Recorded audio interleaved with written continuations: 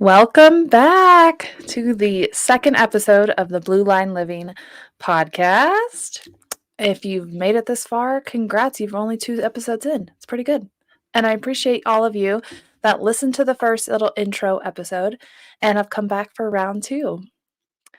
Today, I want to talk about something that has been really heavy on my mind lately.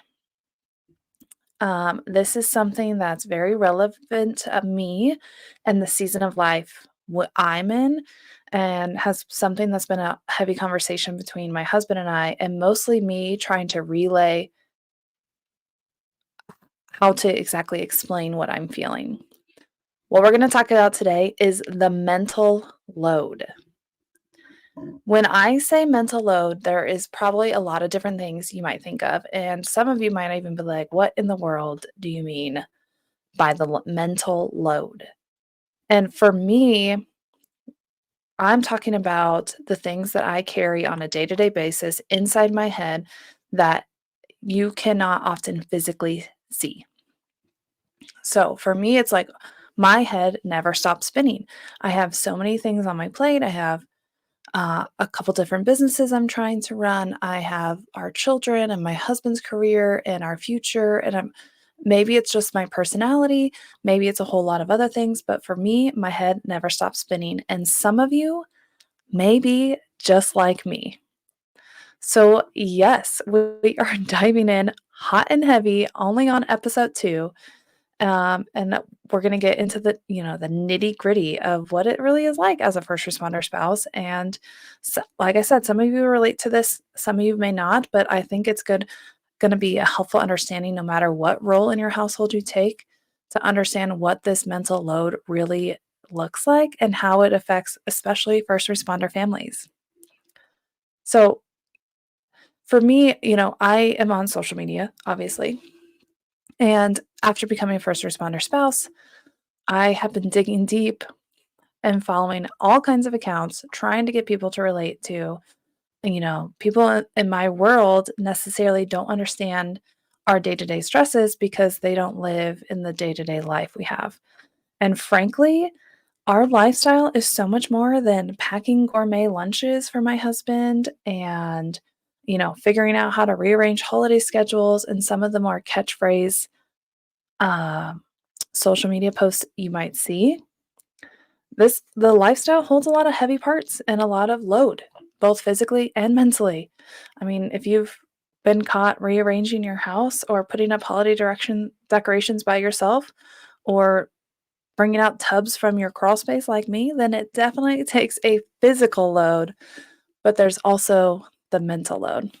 And as a spouse of a first responder, I don't want to discount the pride and the impactful moments that make this like a really beautiful lifestyle and something we could really be proud and hold a lot of precious value to.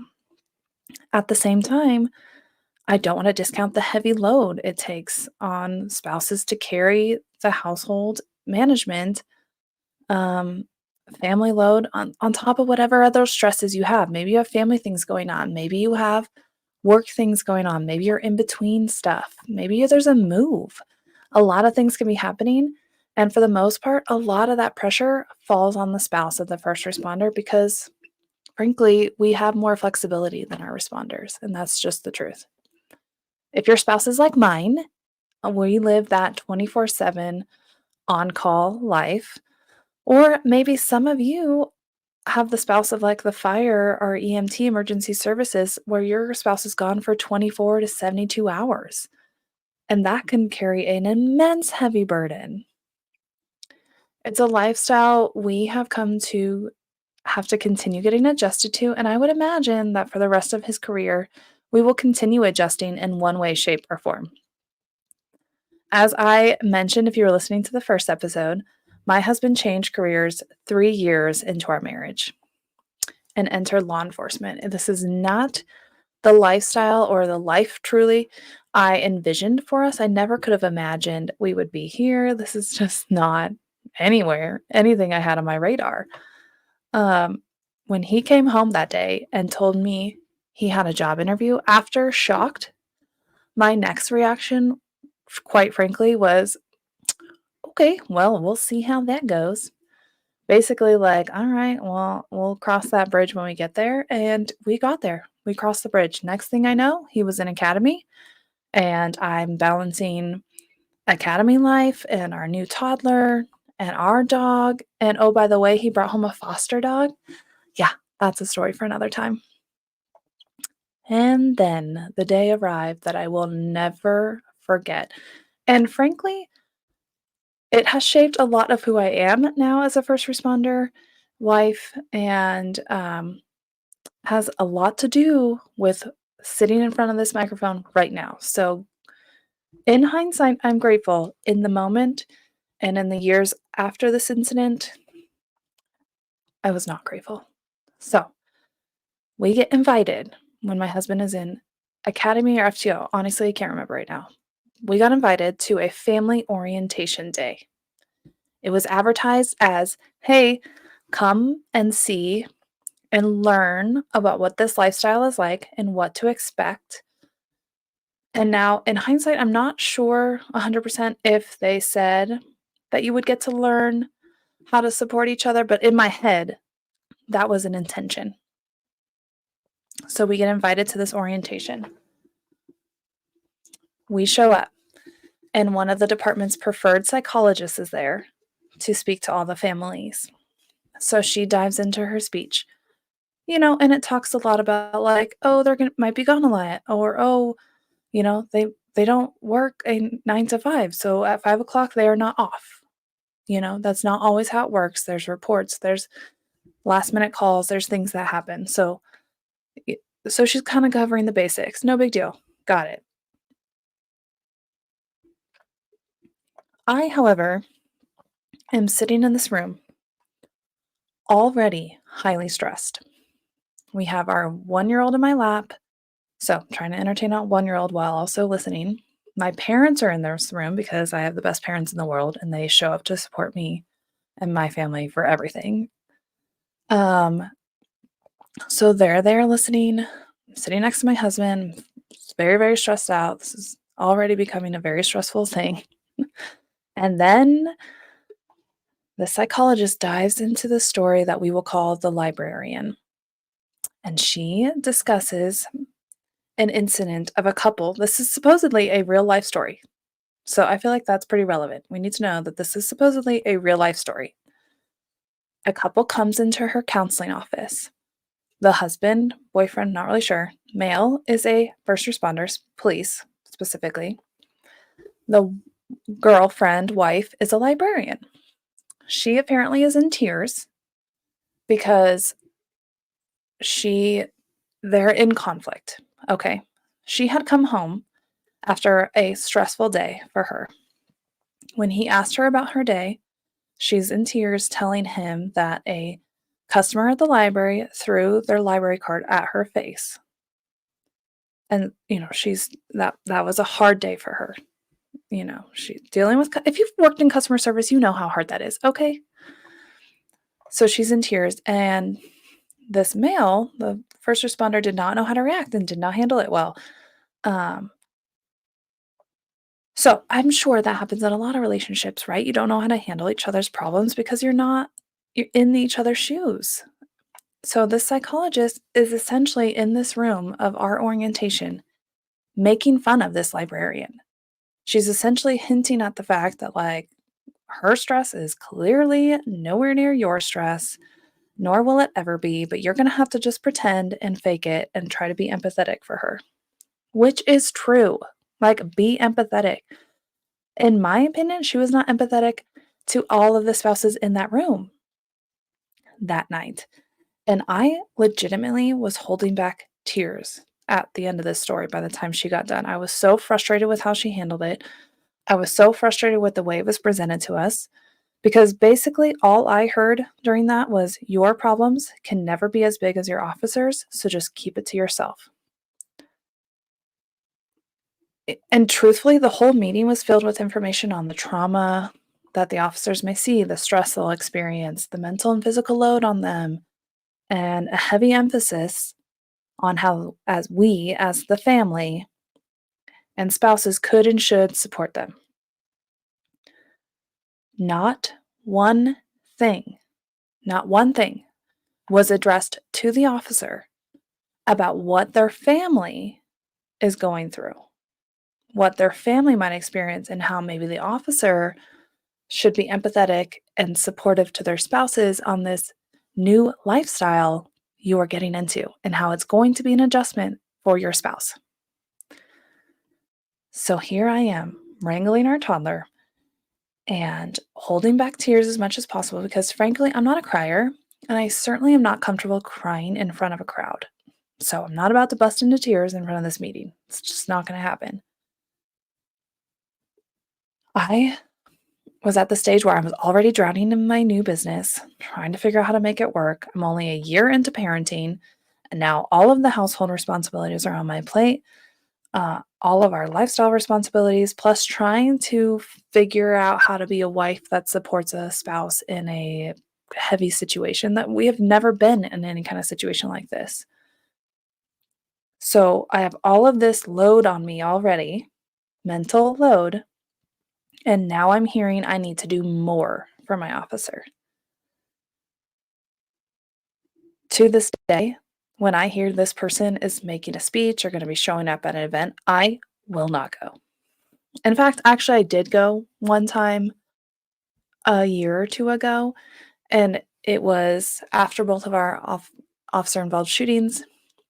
And it was supposed to not be an orientation. It was supposed to be like, hey, let's get together as families and figure out how we recover from what we just went through.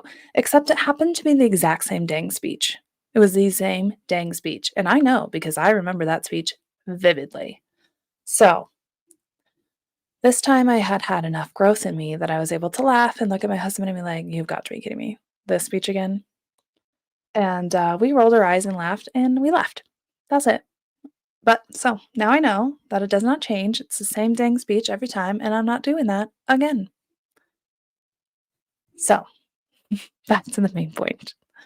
The mental and physical load on spouses in this career is stinking real. Okay. And it's not something that I really hear, really, frankly, anybody speaking on, especially in many parts of the country and many households. This is not a one income job. Like your spouse typically has to work some kind of other job. So this is not where like you get the luxury of being a housewife. Now, that holds its own level of stress in and of itself. So even if you're not technically employed and you're a house manager with children at home, that is also immensely stressful and nobody talks about that. I hear too often about all the things we can do. Helpful, quote, helpful advice on how to pack your officer's lunch and what lunchbox to use. Like, golly, I packed him a lunch one time and he didn't even take it. So we're not doing this. Yet somehow there is this general expectation that spouses are supposed to hold down the fort, hold down their own jobs, raise the children, and accomplish all of the goals, set all of the goals for the family and accomplish them, vacation plan, and do this all while supporting the responder with space and rest and homemade lunches and endless new gear and whatever the next thing is they think of. If you've ever felt like you're drowning as a first responder spouse, you are not alone. Let me tell you. Currently, my husband is on the SWAT team. On top of his regular role with his department, he is on call 24/7 and often has to balance his job, classes that he teaches for the department and the academy, FTO that he does for the department for new academy graduates, trainings for the department. He, in fact, just created his own specialized training that's been approved. And so now he's planning on and working towards getting that implemented. What else? Oh, he has training for the SWAT team that's separate from the department trainings. I mean, the list goes on. It's a lot. And I know it weighs heavy on him. And at time it leaves him on his work phone a lot more than I wish. It leaves him having his own version of mental load where his brain is having a hard time switching off when he gets off shift because he has all these other hats he's wearing. Um, and frankly, it leaves more endless schedule changes for our family. There's quite frankly more audibles in our schedule at any given moment than I would prefer. It's a lot on him, and it's certainly a lot on our family. And I can't tell you the number of days I've had to rearrange my schedule because he gets called out, or bring the kids along with me on my next work call because I no longer have childcare at this moment. Um, it's been frustrating for me because it leaves me kind of endlessly changing and rearranging my business plan to make it work around his schedule. And it's just a lot, you know. One day I have plans to do something, the next day I have to cancel. One day I have childcare, the next day I don't. It's just an endless battle. And that adds to the mental load that we're talking about. It's usually me, in charge of it all. If something needs fixed in our house, he might be aware of it, he might not. And it ends up on me to fix it. And a lot of you can relate to that. Um, from all the little things like cleaning duties to the big things like broken appliances and, household repairs. There was an interesting study done in May of 2023. Um, I went on my good friend Google searching for something deeper that I could talk about with mental load because something had to be on it, right? And I wanted to find a way to better explain it and better relay the information. So I went Googling and I found a study. It was done in May of 2023, which is so crazy that it's such a recent study. And what's really interesting is at the beginning of this study, it was published by the Journal of Business and Psychology. So you can find it. I will actually cite it in the notes, the show notes. So it's done by the Journal of Business and Psychology. And the title is Who's Remembering to Buy the Eggs? The Meaning, Measurement, and Implications of Invisible Family Load. So in the study, it actually talks about how there have been very little studies done on mental load and household responsibilities. And for their instance, now, mind you, this is the Journal of Business and Psychology. So a lot of that study was done on how does it impact people at work? How does it impact their productivity? Do they bring home work more? Do they bring their home to work more? And vice versa. So it actually discussed how there was not much done, but it did talk about how in the 80s, the 1980s, this became a more prevalent topic because women started going back to work more in the 80s. We're getting out of that 1960s housewife phase where women are really starting to have that desire and the need, financially even, to get out and get into the workplace. And so, obviously it probably started by businesses, employers wanting to know if women's productivity was going to be as good as a male's, hello, the origination of feminism, um, because they are coming from their household duties and often have to manage the household duties on top of their work schedules. So this is where it originated, which is so interesting. And obviously, women still maintained most of the household duties on top of their full-time jobs. So they would, work, go home, cook dinner, clean up from dinner, do everybody's laundry, do all the things. They didn't have a lighter load at home. They just had an additional load outside of the home. So this coined the term the invisible load, which I think is such a great definition of what I called the mental load. They're calling the invisible load. And how true is that? You cannot see what people are thinking, right? You can see what people are physically doing. Like somebody might be able to see that I physically cleaned the house today, or that I physically took down the holiday decorations, or I physically put up holiday decorations. You might be able to see the physical things that I do, but you will never be able to see what is going on inside of my head. And that's basically the intent of this study. Who's remembering to buy the eggs? It doesn't say who's buying the eggs. It says who's remembering to buy the eggs, which is so interesting. So, a couple things I want to hit on this.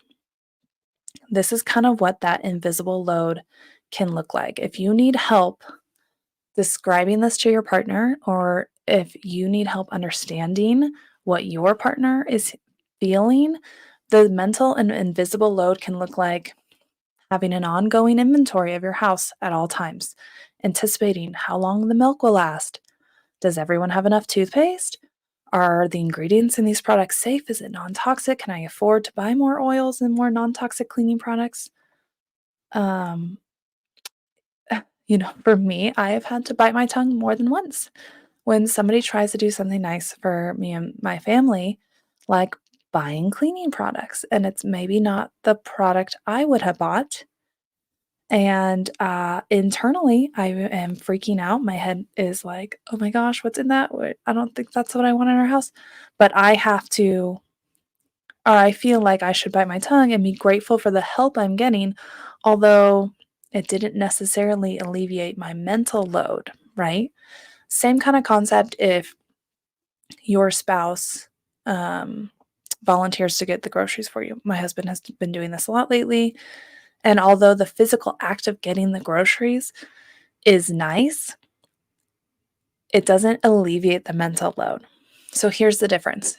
You physically go get the groceries. That takes your time to get in the car, get the kids, do all the things, buy the groceries, make sure everything's checked off of that list, bring them home, put them away. That's the physical activity of that load. The mental side of that load is taking time to make the grocery list, taking time to budget based off of your needs, taking time to assign somebody to get the groceries, taking time to double check that that somebody got all those groceries you needed. That's the mental load. So, although somebody took away the physical load from you, they didn't necessarily take away the mental load. Um, okay, so another example, it could be wondering about your children. This one happens to me all the time. Is my child being stimulated enough? Is she being overstimulated? Should I worry about what school she goes to next? Should I research a different school? What type of activities should my child be doing? She's doing this activity, but should we add another activity to our list, or will that be too much? That's another example of the mental load, is the constant brain spinning and thought processes of ideas. I've seen actually a lot of Instagram reels lately, and maybe it's just one being repeated and redone by a lot of people, but this is such a good example of it. It's like typically the wife pretending to talk to the camera and telling her husband how her brain works and how she goes from one room to the next. Like let's say she starts doing the dishes and then she realizes she needs more soap. So she goes out to the garage to get more dish soap. And, that leads to being like, okay, the garage needs to get reorganized. And then you find a kid's toy that brings you back inside to put the kid's toy away where it belongs. And then you're like, well, I should really actually go through the kids' toys and get rid of the ones they're not playing with anymore while they're sleeping right now. And that leads to on and on and on. You kind of get the drift. That is another example, beautifully orchestrated, of the mental load. So back to the study. This study concluded that there's really three main categories that carry a mental load. There's managerial tasks, cognitive, and emotional. Now, what's really interesting is that you might think the mental load, or this invisible load, is a negative connotation all the time, like it has negative outcomes all the time. But there's actually a fair amount of the study that showed that it actually was not all negative to be the person carrying this invisible load. In fact, it helped a lot of people feel like they had more purpose in their life, that they were doing something that mattered, that contributed. I would often imagine that that looks like somebody that in leadership that wants to be that person in charge, that this mental load gives them that purpose and that meaning in their life. So in that aspect, it was actually positive.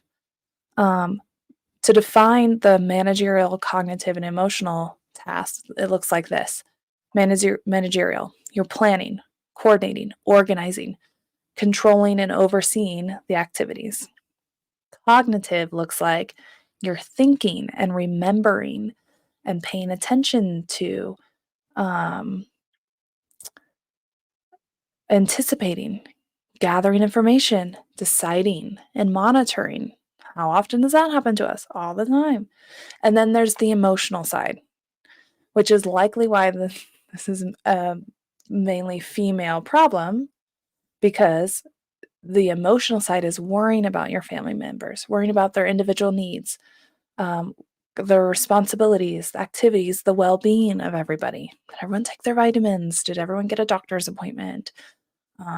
How's everybody's teeth doing? That kind of thing.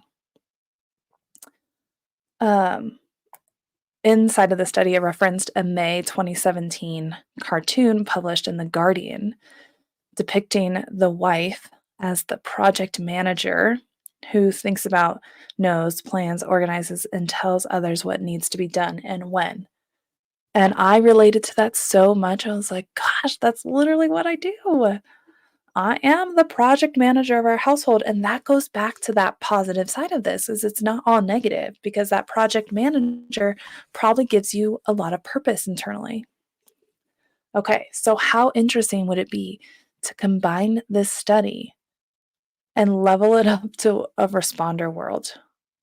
Like add in the additional stress of a daily risk of the life of your spouse.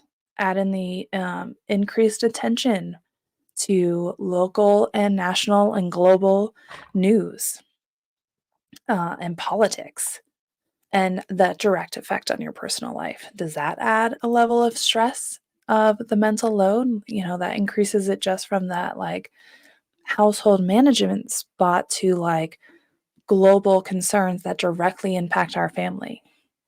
Political votes now directly impact our family. Who the DA is important to our family. Whereas that never really crossed my mind before. Um, Now, add in a traumatic event happening, not only to you, but especially to your officer or even just in your department, like different levels of trauma, right? Um, that's an invisible load that like will not stop for us. Uh, Work may close for the day. You may be able to clock in, clock out, but those daily routines look different for that and that invisible load parent. Um,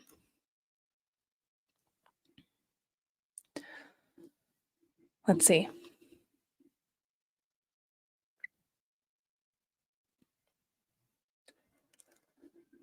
Okay, this is my other thought about this was let's consider this with the love languages categories. My husband and I recently went to a relationship conference that was especially designed for first responders. And inside the conference, we did discuss the love languages.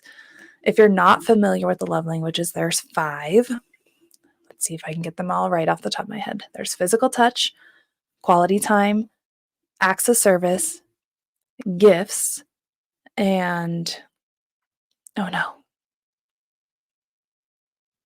I can't remember the 5th. Somebody will tell me. It's okay. It will come back to me. But what I was thinking about when it came to this invisible load is what if you're an acts of service love language type of person? Now, this physical load you carry weighs on you, in my opinion, so much heavier because it can create more conflict, and it can be harder to resolve that conflict because it's hard to relay the invisible load, and it's especially hard to offload some of that weight and responsibility. So, for me personally, I am a acts of service love language person. My husband is a physical touch. Physical touch is very easy to accomplish. Man just needs a high five and a little rub on his back and he's happy. Me? I have had the hardest time trying to correlate or correspond to him how he can help with the acts of service because he can only see the physical services. So for him, he thinks like, okay, I do the dishes tonight. I clean up the toys. I pick up the dog poop, do something to physically help her. And it still leaves me screaming in my head like, help me. And I can't relay to him what I need. So after I found this study, I was like, oh my gosh, that makes so much more sense. That invisible load. And so I actually used the example. I showed my husband one of those memes of that wife like trying to explain to her husband um, how her brain works. And I was like, look, this is it. This is how it works. And I even gave a real life example for myself. I said, all of the things I'm thinking of, you know, all of the things happening in our lives, all of the constant questions I have in like my brain can never turn off. And that was really helpful for us. It was really impactful. So, okay. So if that's relevant to you, I hope that helps. Uh, this has been really something that like for our relationship we've really had to work on, and I'm sure for a lot of you that can be too, to understand the load that each of us carries. And to be able to give empathy to each other and support each other through it. My family needs my income. I don't know about you. And I need to work to make that income. And yet, we also are on this on call lifestyle. And that carries its own type of load. For instance, my daughter has been begging me all year to volunteer in her classroom. Well, volunteering is a weekly commitment. It's like not just a one and done type of thing. They expect you to commit to one day a week, and that's your day. And, the beautiful part of our lifestyle is that we get to do things on the weekdays because our spouses are often have weekdays off. They're not usually the Monday through Friday people. And so, in all technicality, I could volunteer on one of those days. It's only a few hours. Like, it won't take too much out of my workday to do it. However, that would also mean that I would have to relay to the teacher, like, yes, I will commit to volunteer. However, my husband is on call, which means I'm on call. So if he gets called out, I have to leave and go home to take care of our other kids. So that in and of itself carries kind of a mental load. And I frankly have avoided having to have those type of situations as much as possible. Um, you know, th- these are the moments like this is just the reality of our life that are just not very relatable to a lot of people. Neither of us work the 9 to 5 with weekends off, 2 vacations a year plus holidays. Like, that's just not how our household runs. We get the beauty of creating our own schedules, and balancing those schedules can be difficult, with the constant to do list, childcare, um, that that load on that present parent, the parent that's in the room at that time, can be heavy. And I just wanted you to know that, like, you're not alone in that heaviness, and I don't want to take away from the fact that, like, there is beautiful sides to this job, and I don't want us to ever forget that. Like, we get to take a vacation in the middle of the week. We get to take vacations on the off season. Um, and for those of you that kids were born into this situation, like, your kids know no different. So, like, it doesn't really affect them. And all they care about is that we're together. So if it's not a Saturday, if it's not a fun Friday family night, like whatever night your spouse is home, enjoy that time together because that's what matters to your kids. They just know that daddy or mommy is home and now it's the time to hang out. Um, so I guess for me, I just don't want you to like spend your days drowning in this mental load. And do your best to like talk to your spouse and offload as much of this as you can.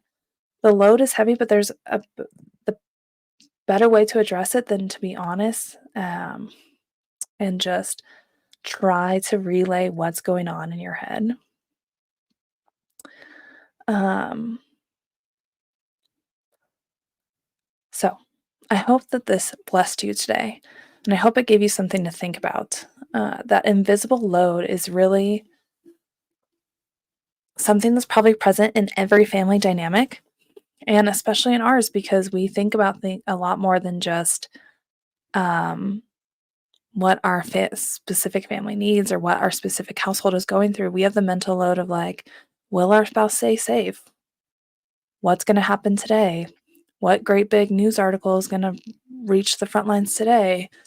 If I wear this police sweatshirt out and about, is somebody going to say something to me? Is somebody going to harass me?